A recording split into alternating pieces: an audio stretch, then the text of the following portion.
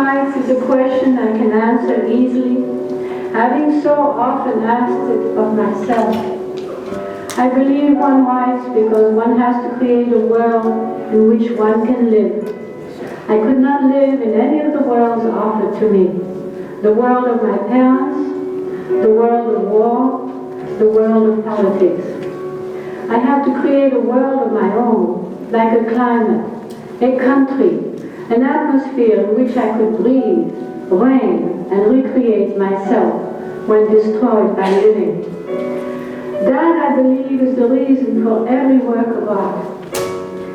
The artist is the only one who knows the world is a subjective creation, that there is a choice to be made, a selection of elements. It is a materialization, an incarnation of his inner world. Then he hopes to attract others into it. He hopes to impose this particular vision and share it with others. And when the second stage is not reached, the brave artist continues nevertheless. The few moments of communion with the world are worth the pain, for it is a world for others, an inheritance for others, a gift to others in the end. We also write to heighten our own awareness of life. We write to lure and enchant and console others. We write to serenade our lovers. We write to taste life twice, in the moment and in retrospection.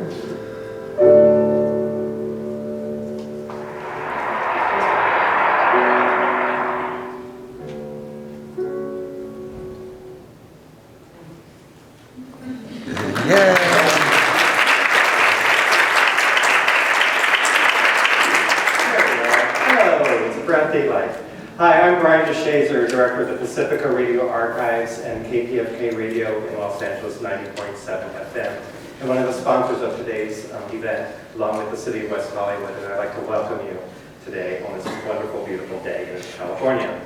That was the voice of Anais Nin, preserved thanks to a grant from the National Historical Publications and Records Commission at the National Archives to preserve over 2,000 audio recordings of women's broadcasts from 1963 to 1982.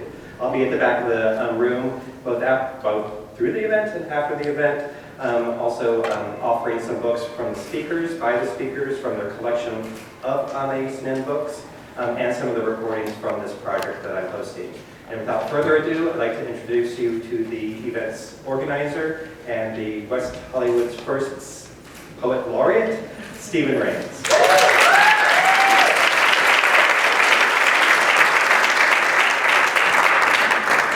Thank you. I love seeing so many people out today. Thank you for coming. I would like to thank Brian DeShazor, Brian from the Pacific Radio Archives, the Women's Advisory Board, which helped make this event happen, and Larissa Folks, who works for the city, who made this event seamless. I would also like to thank a guest in special attendance, Diana Rabb, who wrote the book Dear Anais, My Life in Poems to You. And another person I would like to recognize is Myra Collins, who Anais described in Diary 7 as beautiful young woman, clear-eyed and graceful. Myra co-founded the first Anais Nin website 19 years ago. This is not in the age when everyone had a website. At the time, the internet only had 10 million active users. Today, there are now 3 billion. To give you an idea of what the internet climate was like 19 years ago, this is Amazon.com. So the forethought it took to create a website devoted to Anais Nin's scholarship and for others to learn about her was incredibly progressive. And Myra has kept the site alive and active for 19 straight years. I would just like all of us to give her a round of applause.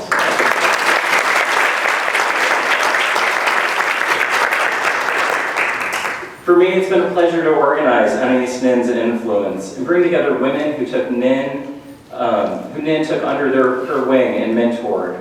I wasn't mentored by Nin or even knew her personally, but I discovered her writings at a young age and I felt mentored. Her writings helped shape my life.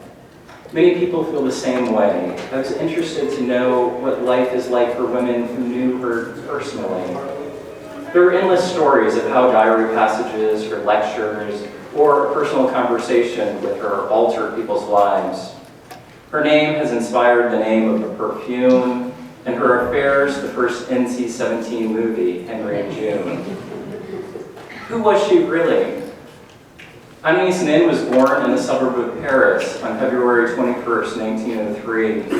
Her parents separated due to her father's affairs, and Nin's mother decided to move the children to America to start a new life. On the trip to the US at age 11, Anais kept a diary as a letter to her father. The diary was a way for the young girl to document life in a new place. She was self-educated after grammar school and worked as a model to bring money into the single-parent household. She wrote in the diary daily for the remainder of her life. There are 69 volumes of the diary. During the last 30 years of her life, Nin kept writing but used file folders instead of bound notebooks.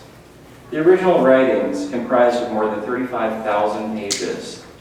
The diary was a confidant, record keeper, secret keeper, and a lifelong artistic endeavor. In 1966, at the age of 63, Nin had the diaries commercially published. They documented her emotional journey as an intellectual woman, artist, and those around her. The diaries were a commercial success. Being published in the midst of the sexual revolution, Nin soon became in demand to speak at colleges and universities.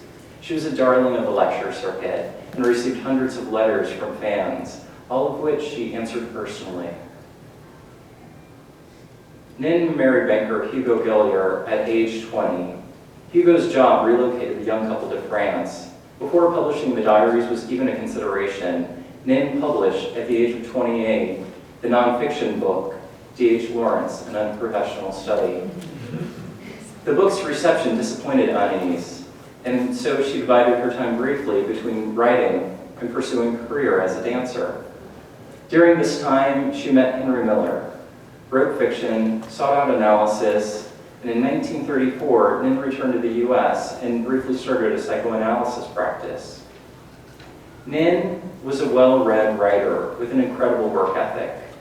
Nin's writings progressed as she published 15 books during her lifetime, not including the 7 diaries and a book of interviews. Most of her books were avant-garde novels of the French Surrealist style.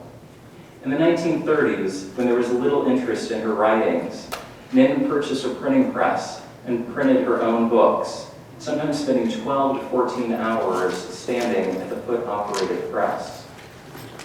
At one point, needing money, Nin wrote erotica for $1 a page to an unknown collector. These writings were to be published posthumously as the bestsellers Delta Venus and Little Birds. These erotic stories brought attention and acclaim even more than her diaries. Nin's artistic achievements were great, but her sensational private life has seemed to eclipse it in the public eye. Many details of her complicated life were omitted from the published diaries, only to be revealed after the death of her husband Hugo in 1985. Details of Anaïs's full life have been published in the Unexpurgated Diary series of Journal of Love. One of the biggest details omitted was the presence of a husband, giving readers the impression that Anais was self-sufficient and self-sustaining. Then there were the affairs. She had a long affair with Henry Miller, even financially supporting him at times. There was also casual sex with many men and sometimes women. There was drug experimentation and an abortion. In 1947, Nin met Rupert Pohl in New York and proceeded to have a lifelong, intimate relationship with him. She even married Rupert, while still being married to Hugo. Neither man knew about the other, and Nin divided her time between Hugo in New York and Rupert in LA. Her bicoastal life, love affairs, and lies to cover them up were kept in a recipe box she labeled the lie box. In this unconventional life, one situation stands out: a paternal incestual affair when Anais was 33 and her father 53. They had been estranged for decades. Nin's writings of this time, in diary books numbered 37 through 46, have been scrutinized. leaving scholars to wonder if she was trying, through sex, to recapture the attention of a father absent for 20 years, or if she used sex as a means for revenge for his abandonment. It's not clear and it's uncomfortable, but should not be overshadowed by her accomplishments as a female artist and a bohemian decades before the feminist movement. Anais was born 112 years ago. She spent the latter part of her life living in Silver Lake. Due to the pain of rejection she felt from other writers at an early age, Anais made it a point to befriend and mentor many young artists. I'm pleased that 4 of them are with us here today. Nin was a pioneer, believing that her emotional experience was worthy of daily documentation, that love affairs were to be recorded and examined. She believed in her writings enough to purchase her own printing press and print books herself. Even though there were glaring omissions in the diaries that she had published during her lifetime, it was still a bold act to reveal oneself so intimately on the page. Today's program seeks to explore Nin as an artist, intellectual, a champion of other women, but most importantly, as a mentor to young women through her friendship and through her writings. So I thank you all for coming out today, and I am pleased to welcome our first reader, Valerie Harms. Thanks.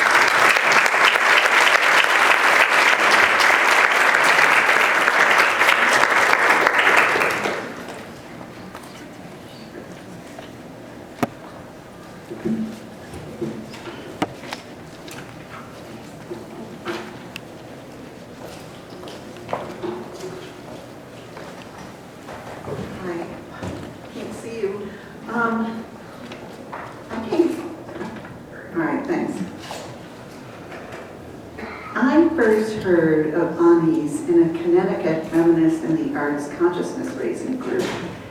And one of the women artists said, we were talking about what is a woman's sentence. And an artist said to me, you should read the diaries of Anais Nin. I'd never heard of her then. And because diaries didn't constitute literature, I started with her stories in Under a Glass Bell. And I thought them very strange, sort of. And then then at about that time, I wanted to write about her. So I wrote her a letter and asked to meet her. And she said to come to the Gotham Book Mart in New York City.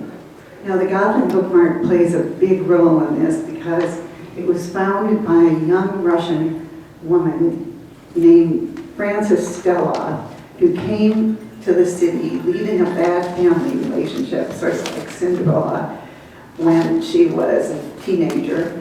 And she worked for the Gotham Book Mart and finally owned it, and she owned it until she was 100 years old.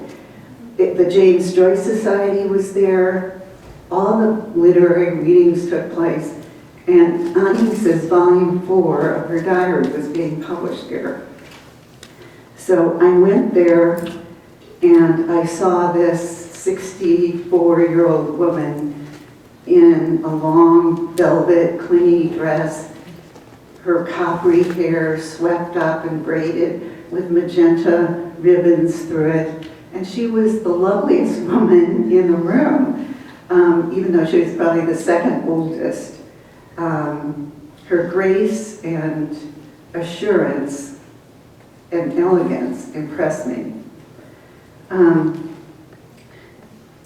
I was invited to her apartment in New York City and met Ian Hugo, and I knew more about him than because he was a printmaker and a filmmaker.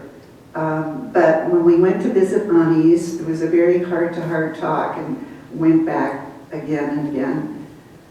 So I knew more about that life than I did about her life here in California.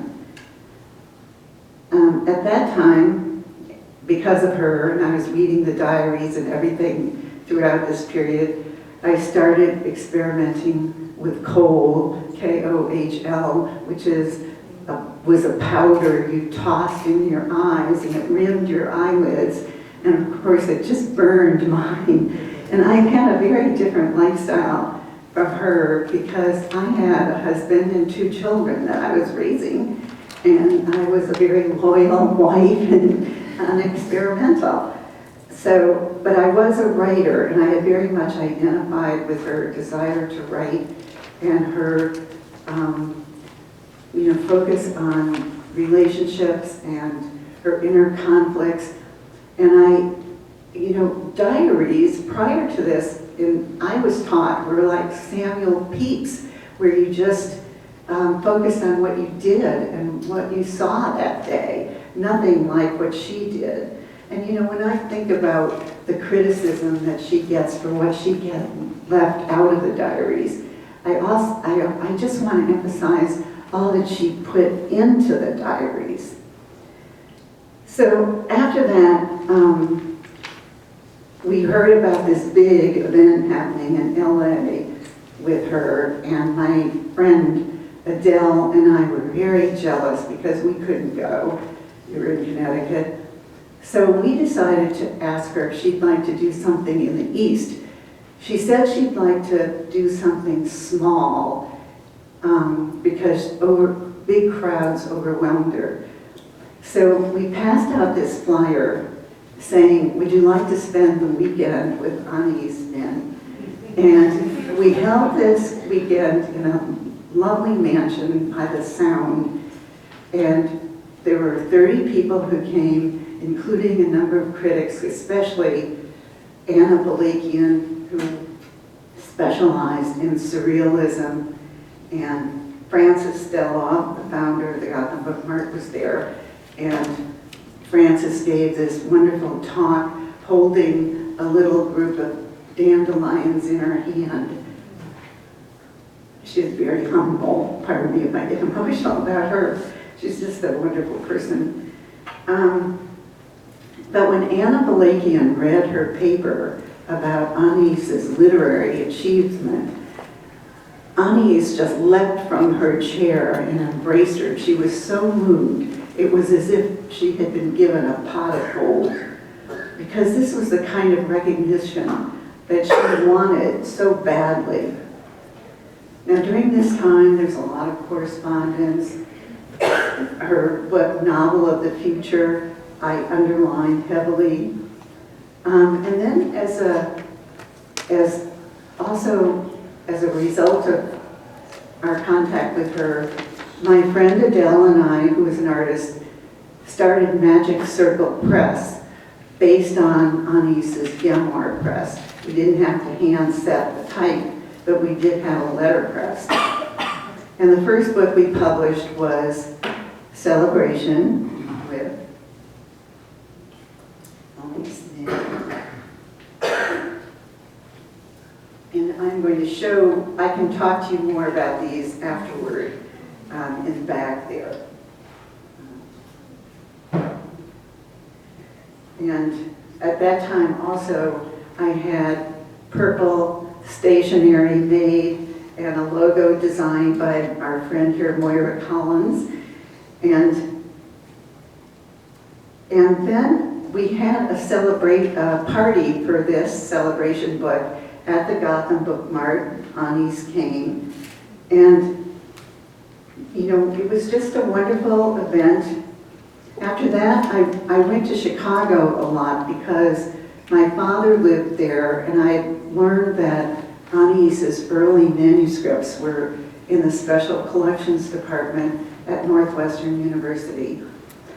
And one of my motives was to find out what was really happening in Anaïs's life, because the early novels were very much key to that.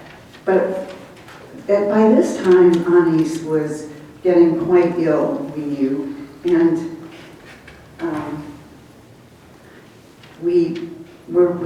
I persuaded her to let me publish a collection of her early stories. And this is that book. These are all very rare now. And this was designed by Sas Colby Fabric. And because Anais we knew the end was near, we made a little cameo with one of the best photographs of her in it. I also had organized prior to this, because I was close to Ira Progoff. I don't know if any of you know him. He was the founder of the Intensive Journal Program, which was based on Carl Jung's work, and it has some Buddhist elements in it. And it's a practice I have used myself. And he was very intrigued in Anaïs's work, or diaries, using them for psychological growth. And he wanted to do a program with her at NYU.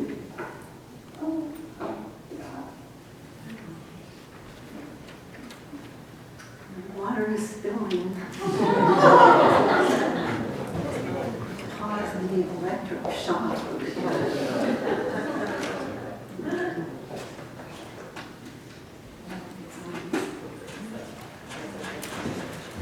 Anyway, so I have a picture of Ira Progoff and Anais together.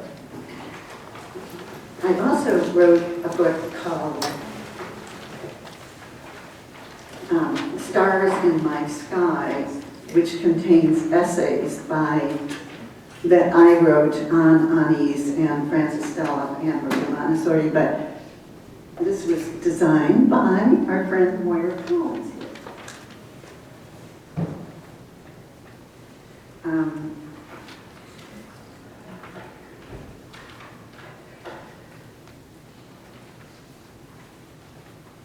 I wrote essays on Anaïs's relationships with her psychoanalyst, Renee Allendy and Otto Rank, both of whom wrote the ethical boundaries with her, which didn't help her that much. And I have copies of that essay in back, and if any of you want that, I'll be able to give it to you. Another connection, and by this time, maybe you're getting a sense of the magic circles that were emerging here. There were all these connections, and another one was that Donna Ippolito in Chicago was an editor at Ohio University Press, and Swallow Press, who had edited a number of Anaïs's works, and Swallow Press published my first book, cover designed by Sas Colby here, and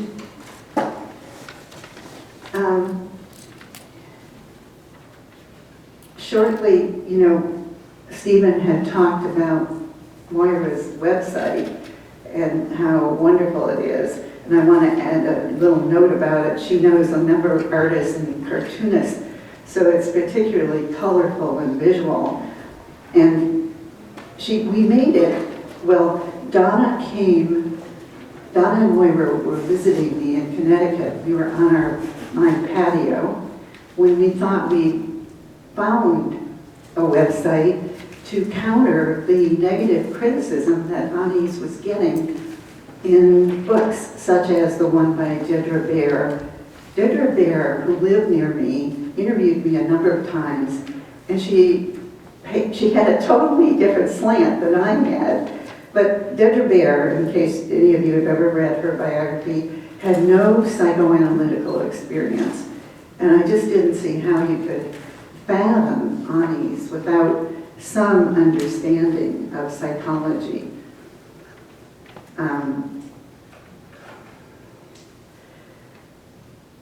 Another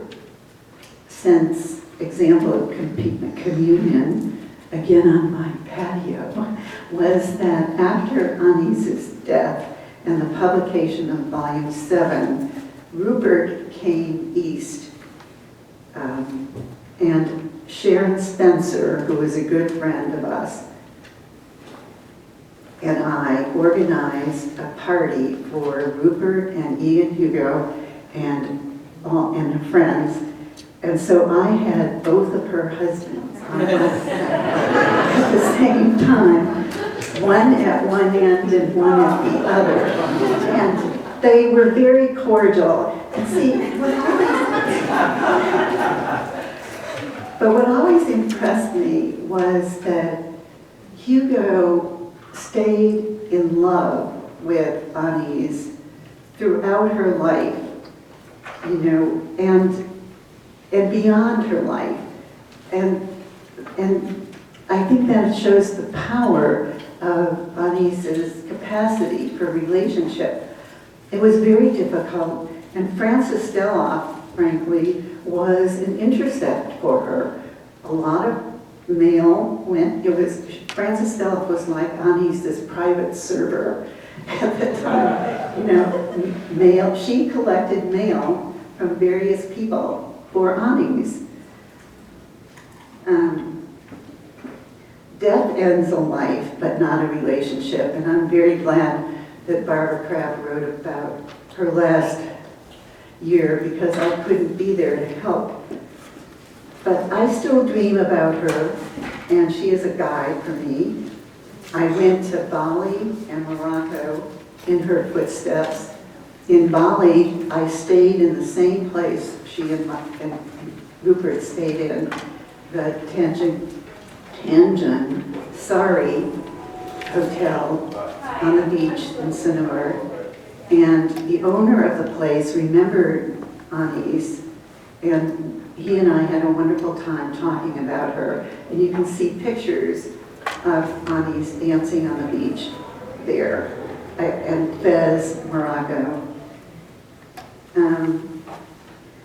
So Anais, two of Anaïs's sentences that mean a lot to me are proceed from the dream outward, and the personal life deeply lived always leads to truths beyond itself. And if that isn't a woman's sentence, I don't know what is. Thank you.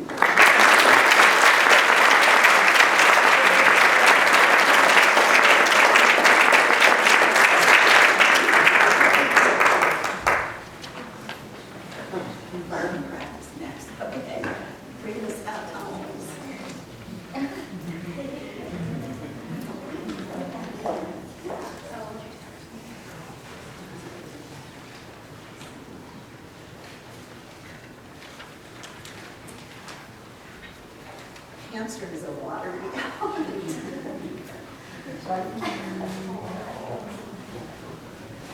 lost my water bottle somewhere along the line, so we went to work.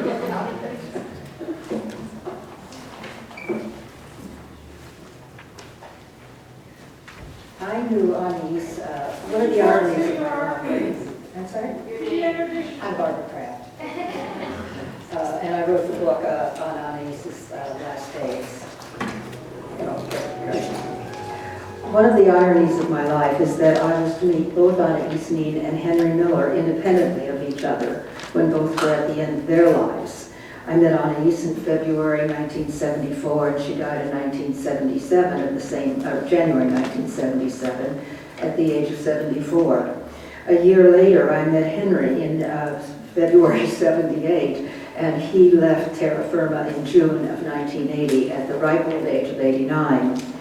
The reason I met Henry is I had written an essay on him and broadcast it over at KCRW to cheer myself up after Anais died, as a matter of fact. And I did an analysis of the man and the work, because I had always loved his work. And someone took him that tape of the program, and I received a call subsequently from the household asking me to come to dinner. He wanted to meet me, and that was the beginning of another long, intense relationship.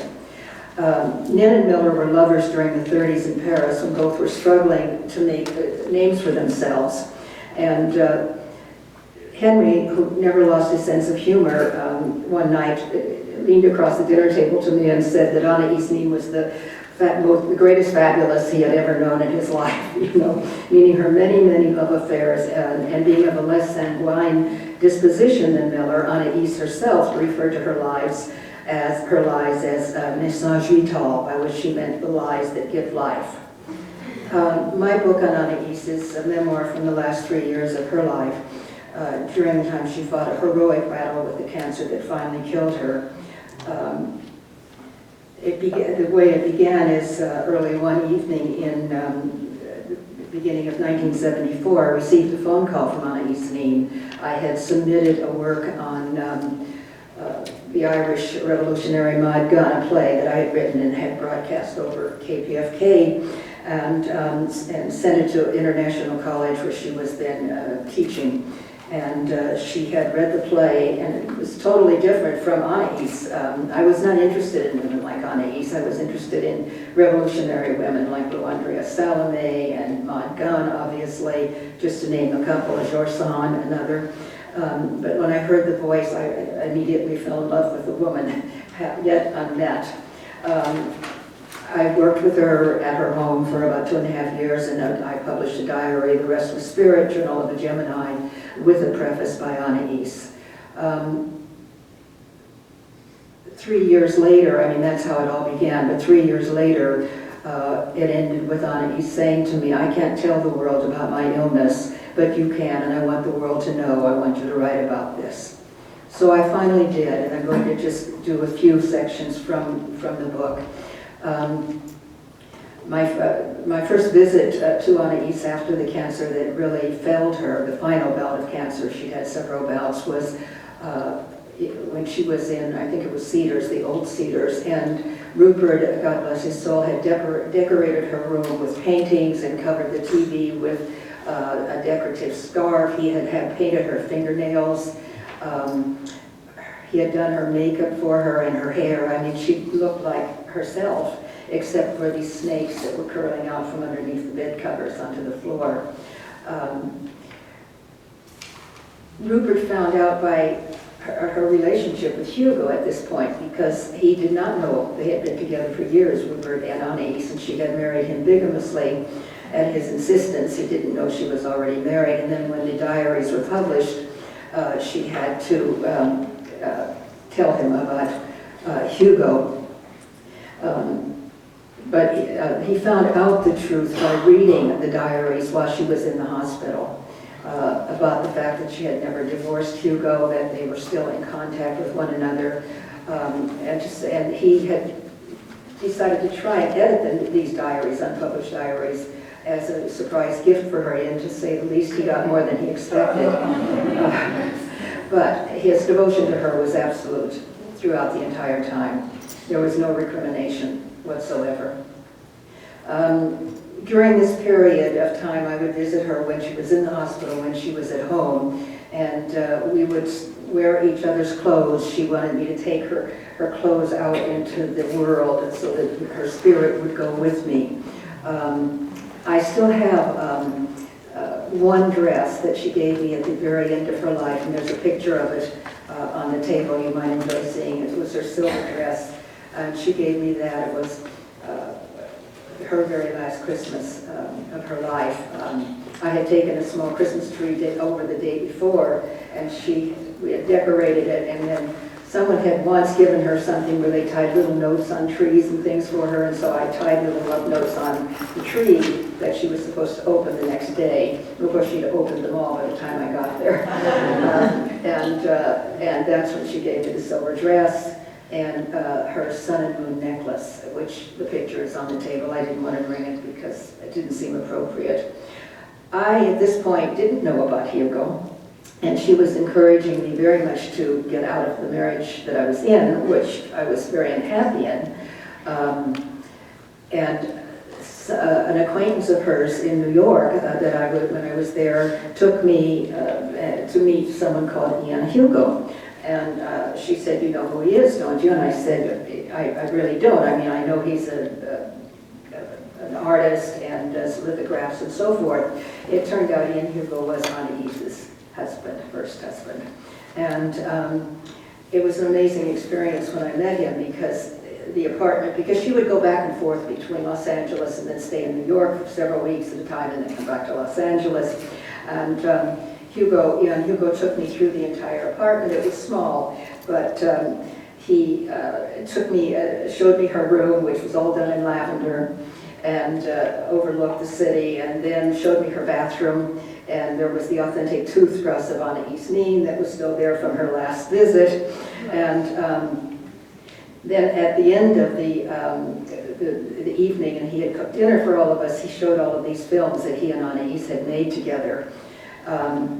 When I got back to Los Angeles and she was then in the hospital again, I decided I did not want to tell her about this.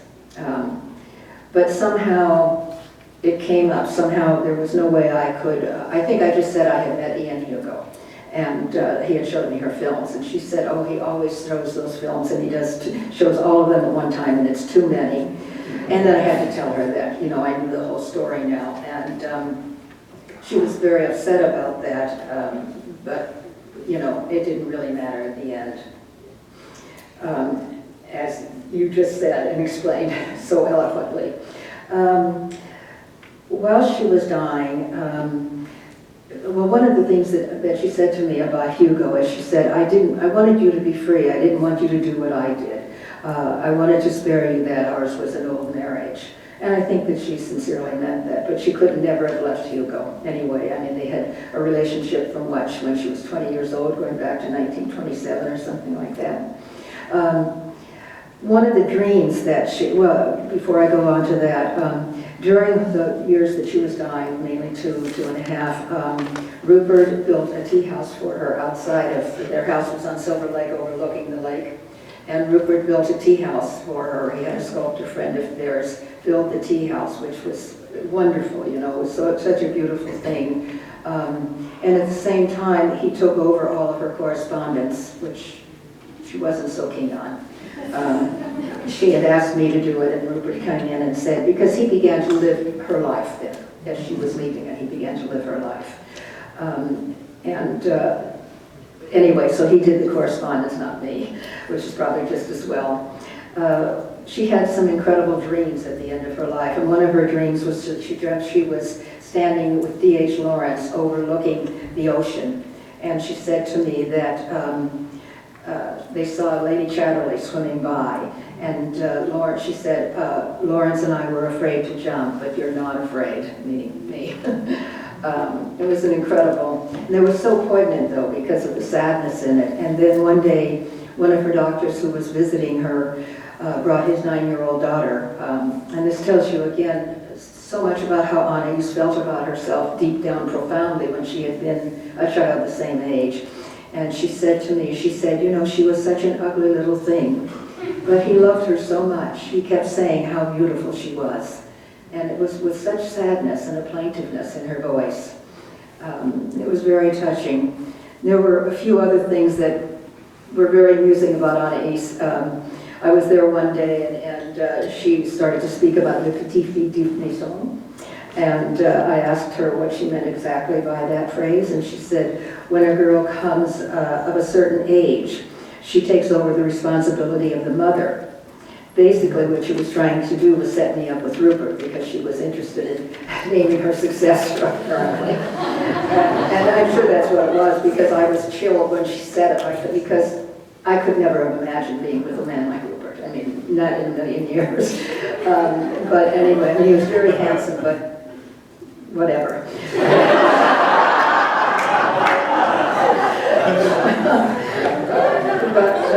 Anyway, so I got very, you know, it was such a European thing for her to do, and I realized at that moment how very American I was. And I excused myself and went outside to have a glass of wine. I said, you know, I need to get a breath of air. And so when I came back in, we never brought the subject up again. Fortunately, Rupert managed to, as most of you all know, and he had every right to do this, that he did take a mistress while she was still living, who was a Japanese woman who wrote about her. And I think Kazuko's materials are at the Huntington, because I'm a registered reader there as well. But he also took her on these really arduous trips to Sky High Ranch that was run by Brew Joy.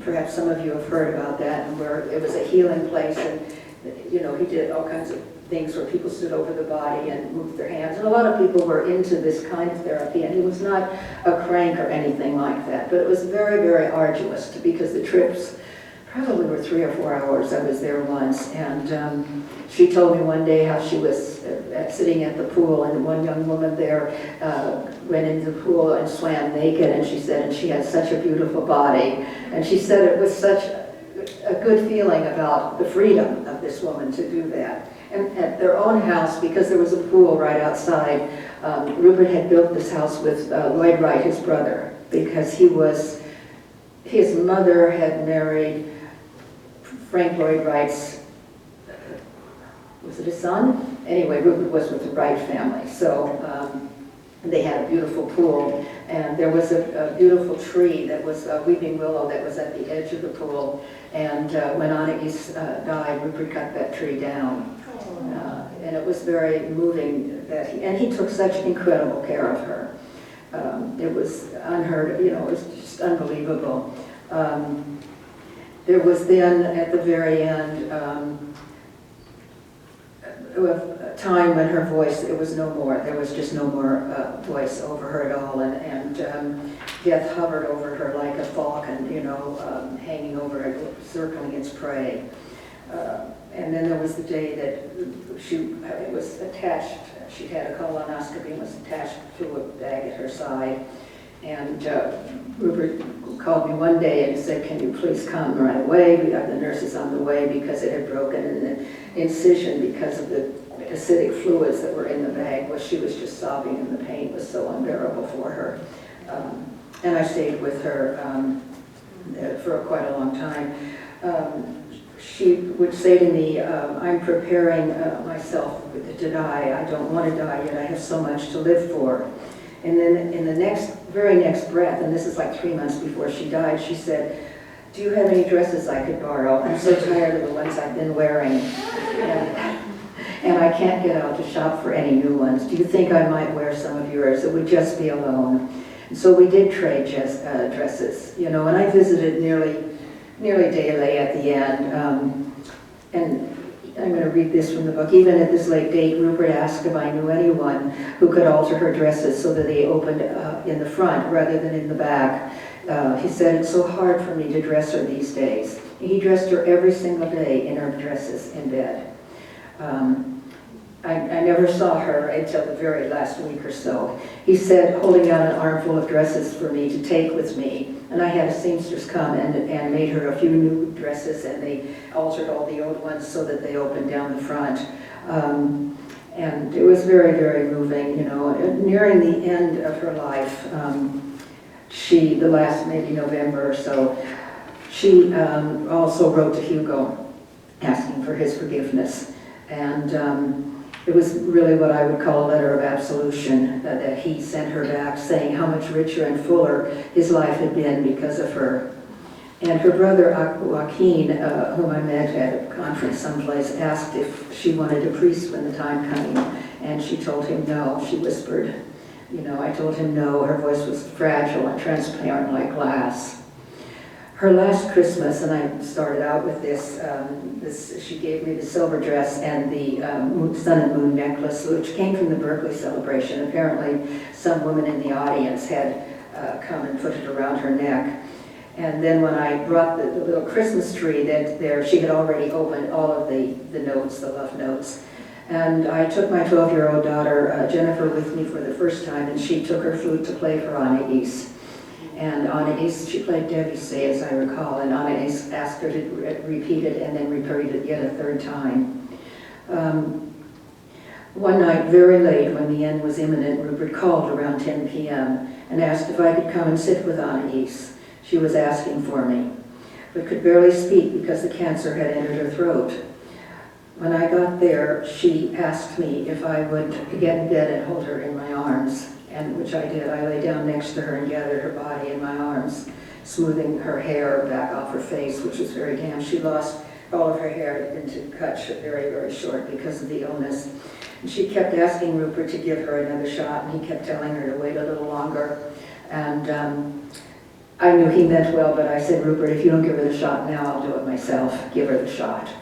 And she asked me, "Am I dying, Barbara? I have so much to live for." And I told her not to be afraid to let go. Death is freedom, which I really think death is. And I quoted Shakespeare, who called death the little slave. A few days before she died, she whispered her final dream into my ear. She said, I dreamt I had all my dresses and capes, and they were laid out on the floor, and we were going to have them copied for you, so that when I'm well, we can go out exactly and together as twins. But someone told me that was foolish because I could not get up and go out, and that we could not be twins. That made me feel very sad. When she died, the willow tree outside her window died with her, and Rupert then cut it down and dug up the stump. And at the very end of her life, Rupert told her that now she would be returned with her papa, and that now he would love her. After her death, Rupert announced her passing on her favorite purple cards, scattered her ashes over the Pacific in the Santa Monica area. And that's how it ended for her, you know. I think that's the story of her last days.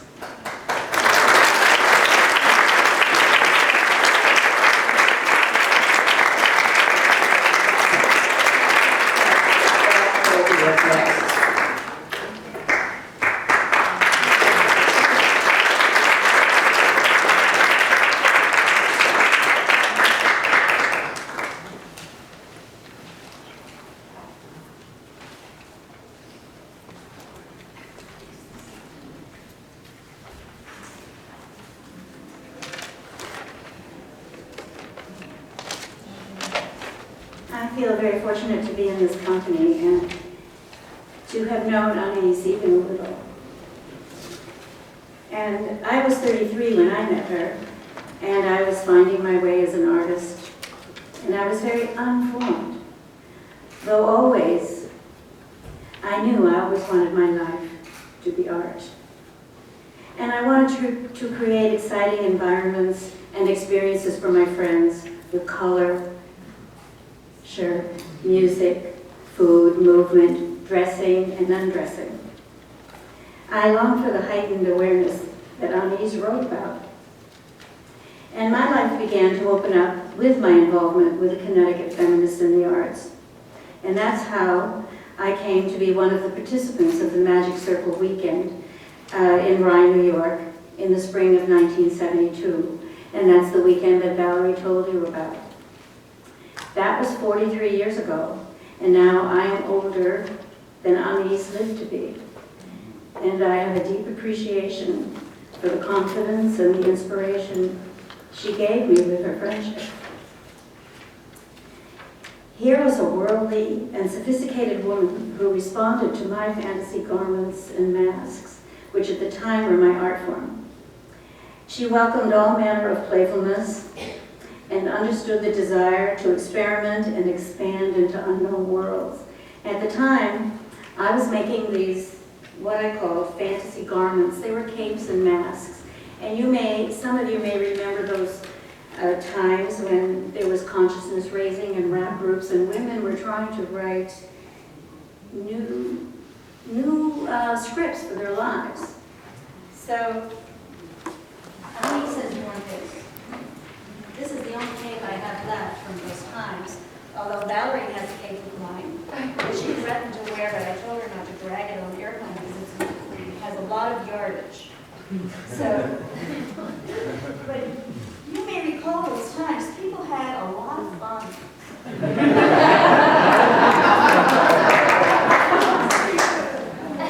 And we were playing with identity. We were trying to find out, who are we? Who can we be?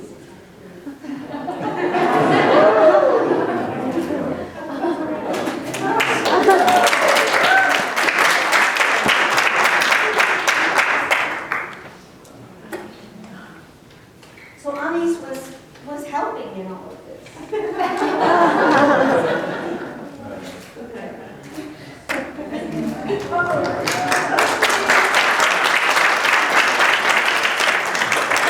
You're welcome to play with these later. And I would say that, in 1972, I actually had an exhibition of my capes and masks here. We did a big procession down Wilshire Boulevard. The exhibition was held at what was called the Egg in the Eye, and it's now, I think, the Museum of Art and Craft.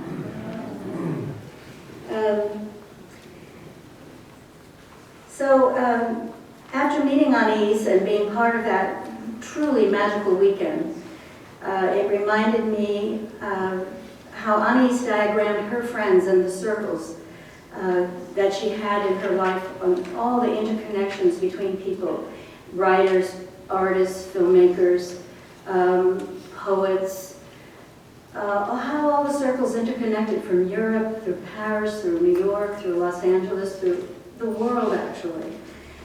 Anais invited me to accompany her on several of her college appearances, where she spoke eloquently about life, about dreams, about artfulness. She never wrote anything down. She just spoke so beautifully in a kind of stream of consciousness way that spoke to everyone very directly.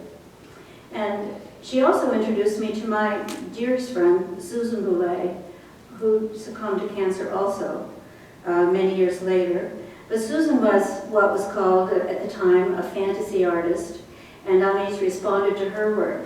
So Susan and I would accompany Anais at college talks.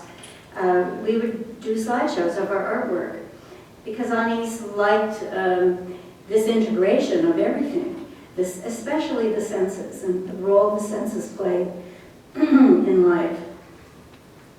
And I would say that we basked in Anais's aura and in her generosity, and that she provided similar platforms for many people and used her celebrity to bring people together, creating networks of people everywhere, from coast to coast. I mean, she kind of joked sometimes that she was her own dating agency for her circle of friends. So being in the company of all of these writers made me long to make a book. And since my medium at the time was fabric, I made a fabric book, which I call Silky Book. It was like a sophisticated children's cloth book with zippers and buttons and pockets on its pages. A secret text was stitched and hidden on the pages. And it launched me into bookmaking, a new genre that was developing at the time. I recall being with Anais and Rupert on a flight from Burbank to Oakland and showing Anais the Silky Book. This would have been 1973. And it was quite an innovative work for the time. No one was making fabric books. And I recall that Anais was really responsive. She had the ability to really listen, and when you were with her, she paid close attention to you. So she touched the silk pages, and she unbuttoned the buttons and unzipped the zippers, and she played with the puzzle of the book. My experience of her is that she was always totally present and a deep listener, and that is an incredible gift to anyone. She gave herself completely to everything she did and to all the people who wanted to meet her. I think it's quite extraordinary the kind of energy she gave to all these new people she was meeting, especially the younger people. You might not remember what someone said, but they say you will always remember how they make you feel. And Anais always made me feel recognized and excited, especially excited about artistic possibilities and the enjoyment of life. I responded to her sensuality and to the vivid descriptions of people, places, and the events in her diaries.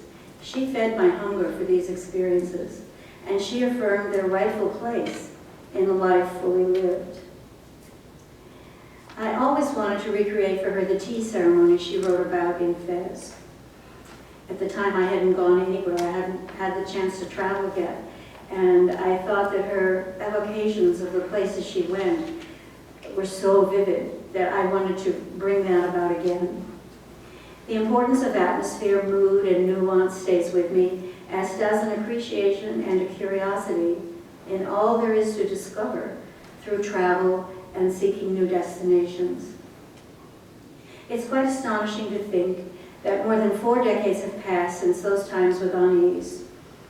Her example and her friendship, and the friendships I made through her, have accompanied me all the way to today, and through many phases of creative development.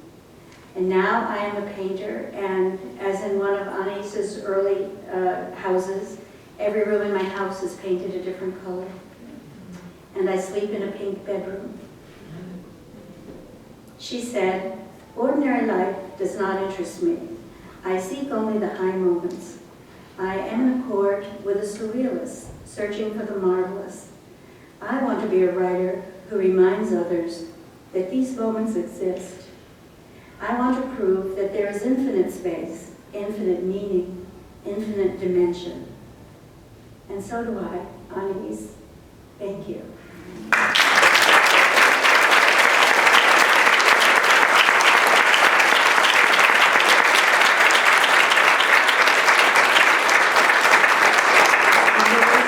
Tristine Rainer.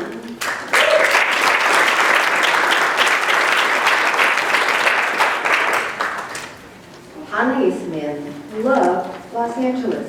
She lived here for 30 years, part-time, and she made it a surrealist city. It was so much fun to be with her because she was always looking for the inner meaning, the shimmering metaphors right under the surface of daily life. And she was an extraordinary mentor to have because she, at least in my case, taught me how to be happy. She pointed out that neurosis was a looking for the ideal. It was a kind of romanticism that took you out of life. And she reminded you constantly that it was real life that contained magic, the present moment that contained magic. In the scene I'm going to read, which is really about her at work as a mentor and doing this, she was planning to transcend her torturous lies of having two husbands and constantly lying to them and having to file those lies in the little lie book or lie box. And she was imagining, though she never did it, moving to Paris and jumping off the trapeze. But she didn't have money to do that. And Anais was always, like all of us here, she was very much an LA person when she was in LA. She was always trying to get a movie made out of her novels. And she was not against optioning her novels to more than one producer at the same time. Or like having two husbands at the same time. So she had suggested, she was now trying to get me and her friend Renata Drux into yet another attempt at getting the novels made into a movie. And to get into the mood, she offered to take me to lunch at the Chateau Marmont. And I had to drive, though, because Anais, eventually she gave up driving altogether. Rupert wouldn't let her drive because she would always smash up their Thunderbird. So I had to drive. And when we got there, the parking lot up the driveway was blocked off, and we had to hike up. So in the scene I'm going to read, you actually can see her at work as a mentor. I was a very naive young woman in my early 20s at the time. In this instance, we got diverted from her agenda to mine. The Chateau Marmont parking lot was closed off, so I parked my old Buick on Sunset and we hiked up the steep drive to the hotel that looked like a Gothic castle. A handsome young waiter with gelled hair took our orders, and Anais pulled from a large purse a fat 8x11 folder filled with thermofax pages. Handing it to me, she smiled. "It's from my diary of the Paris years. I'll need to have it back, though, so don't let it out of your sight. And don't let Neil see it." Neil was my wayward boyfriend at the time, who I was living with. "You're going to let me see the actual pages?" Seeing my delight, she grinned her big gummy smile. I opened the top flap and rifled through pages, typed pages with scattered dates: March 1934, November 1934, January 1935. "You typewrite it?" I asked, disappointed that the thermofexed pages weren't of handwritten originals.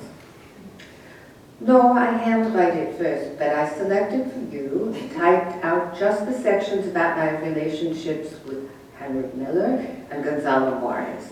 Gonzalo was my Paris lover who was a Marxist like O'Neill. I thought that reading about my sexual frenzy with them might help you with yours." "That's so great of you," I enthused. "But my relationship with Neil isn't just sex," I clarified. "I'm completely in love with him." "Oh, I was in love with Henry, and Gonzalo too." The waiter brought our iced teas and we both paused to hydrate ourselves after our uphill hike. "When I first fell for Henry," she resumed, "I thought I would never desire another man. Henry owns my body, like Neil owns mine, but I learned from Henry." Her dry laugh cracked her words. "Perhaps I learned too well. How to take sex for its own sake. He taught me a taste for the new and the aphrodisiac of danger." I had to admit that danger was part of Neil's appeal. The danger of his politics, of his sexual wildness, of my not being able to hold on to him. "Why are we attracted to that?" I asked. "It's projection. Do you know what that is?" We covered projection in my introductory psych class. It's when you see yourself in another person. It's more covert than that. She picked up her fork with her left hand. I did likewise. We choose men who play out parts of ourselves we aren't ready to acknowledge. As I did with Henry and Gonzalo. They were both rebels from convention, like O'Neill. "Are you saying that I can't live without Neil because he's playing out my rebelliousness for me?" "Exactly, Tristine. So you don't have to. Neil is your man from the earth as Henry was mine. Neil is your revolutionary firebrand as Gonzalo was mine." Urgently, I went to the heart of my dilemma. But it swept me away. I don't know who I am anymore. I'm so consumed with what Neil does, where he's going, who he's with. How can I get out of this jealousy? Anais shrugged. "If you love someone, you will feel jealous." So it was that simple. All Neil's intellectual justifications couldn't change the nature of feelings. Should I go out with other guys to make him jealous so he knows what it feels like? No, those are not good games to get into. So I just have to suffer? She thought, closing her eyes. When she opened them, she said, "In the pages I gave you, you will see I suffered from jealousy too. When Henry told me his wife was coming from New York to join him in Paris, I was consumed with jealousy." As Anais spoke, I could tell she was pulling the memories together. My way of dealing with it was to diffuse the enemy through seduction. But I didn't expect that June, beautiful, mysterious June, would be even better at the game of seduction than I was. Now I was obsessed with them both, Henry and June. I was jealous of Henry's relationship with her, and I was jealous of her relationship with him. I projected different aspects of myself onto him. Henry was the writer I wanted to be, and June was the woman I wanted to be. Are you attracted to the woman Neil is sleeping with? I think it's more than one woman, and I haven't met any of them. Then I told her something very private. I had a fantasy image of this other woman, though. She's soft and blonde and passive, the opposite of me. In my nightmares, she's in the shower with Neil, and he loves her. She is also a projection of a disowned self, Anais nodded. How are you even sure Neil really has other lovers, and it's not all your imagination? Because I pester him with questions, and sometimes he answers them honestly. You shouldn't do that, Anais said. I I know, but I can't help myself. What can I do? Tell me, please. I confessed to her how my obsession with him had extinguished my purposefulness and my intelligence. I'm like the professor in the Blue Angel who falls for Marlene Dietrich, and it destroys his life. She laughed so heartily that the few other people in the cafe looked up from their copies of Hollywood Reporter. Be careful of exaggeration, Tristine, she said, but seeing my chagrin softened her voice. I hope you are putting this in your diary. I nodded, so I'll remember it someday. No, so you can move through it. I must have looked perplexed because she explained it's a process of addition. She put down her fork and raised her hands like a conductor with a baton. She pointed to my left shoulder with the imaginary baton. You feel this, she pointed to my chest, and then you feel this, and to my right shoulder, and then you feel this. And doesn't matter that the feelings contradict each other. All that matters is that they are true to their moment. She lowered her arms and picked up her fork again. And don't make judgments on yourself as you write. You have to give yourself that freedom. This was something I thought I could do. Had she suggested I break off with Neil, or give him an ultimatum, or try to negotiate some ground rules, or any other Dear Abby advice, it would have been useless. I was so adrift in the storm of my passions that to ask me to quit would be like asking a sailor to jump from a bucking sailboat into a turbulent sea. Anais was just asking me to cling to the ride and record it. As we descended the steep Chateau Marmont driveway, stepping sideways and holding on to each other to keep from falling, she offered one more bit of advice that I took from her mouth as greedily as a nestling bird. You can never be fulfilled through another, no matter how much you love him. She squeezed my forearm. You must complete yourself. She pulled away from me, and arms outstretched twirled in circles down the remainder of the incline. You must own your own wildness, she called, the skirt of her dress swinging at her knees, her graceful movements those of a slim girl. I imagined her releasing her grip on her trapeze, swooping up and gliding on an air current towards Paris, and I was seized with the same panic I felt at the thought of losing Neil. I couldn't live without her. Anais as a mentor.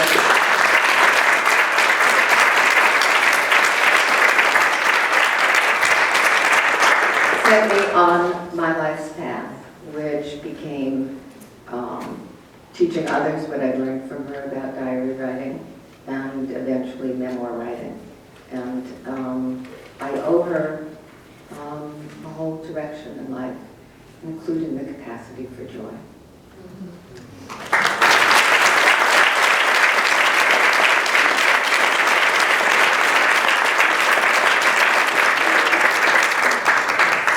I want to thank everyone for coming out today. I want to especially thank our mayor, John D'Amico, who came out and supported this event. Also John Erickson, who works for the city and came here on his day off, which I appreciate. And I want to thank all of you. I want to also remind you that the Pacifica Radio Archives have made discs of audio recordings of Nin that you can purchase in the back, as well as you can meet some of our speakers and they'll sign books and you can talk with them if you have questions. Thank you so much for coming out today.